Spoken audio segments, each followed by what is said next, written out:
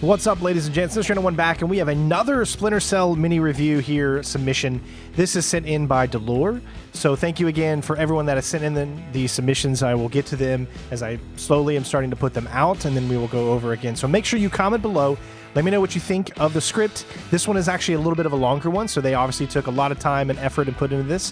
So I'm just going to go ahead and get right into it, and hopefully you guys enjoy. So without further ado, this was submitted by Dellore. Here we go.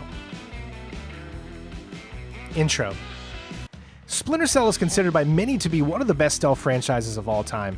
The third entry in the series, Chaos Theory, is likewise known to be the greatest game of the series. This is mainly due to the freedom of choice given to the player, supported by a fairly good plot and fantastic character dialogue. Premise. Splinter Cell Chaos Theory takes place in an alternate timeline where tensions between Asian nations threaten US interests in the region. Sam Fisher, a top-ranking spy in Third Echelon, is sent to rescue Bruce Morgenholt, a computational theorist who was captured by the People's Voice, a Peruvian revolutionary group.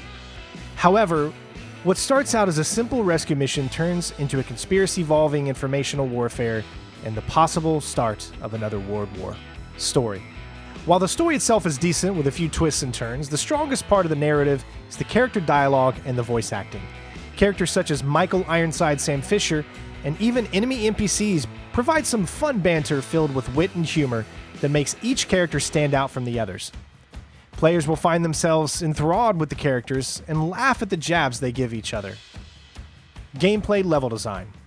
Splinter Cell Chaos Theory's greatest strength, players will find, is the amount of freedom and variety.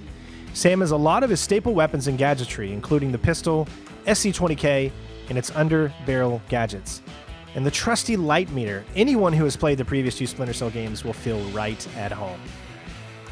Chaos Theory brings some new additions that enhance the overall experience. These include the OCP, which shuts off electronics, the EEV, a long-range vision of Sam's goggles that can scan and hack into devices, and a quality of life addition, a sound meter, to tell the player if Sam's footsteps could be heard by the enemy. There are also a few new animations for both non-lethal and lethal takedowns that the player can perform from pipes or ledges.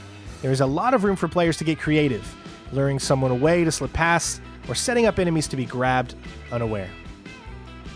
The freedom extends to the level design. If players are observant, they can find alternate pathways, some as simple as a vent or maybe complex as a well-hidden pipe to climb. It incentivizes exploration and even another playthrough of a level to try a new route.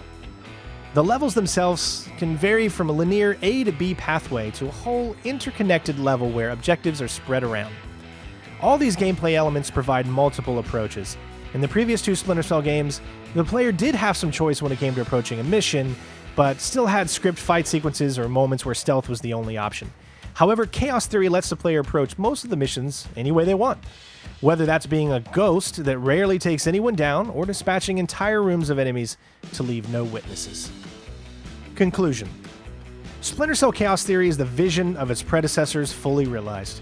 With the amount of freedom and gameplay additions that the player has, coupled up with the story of characters, this entry provides itself to be the stealth game that fans of the genre will not want to skip.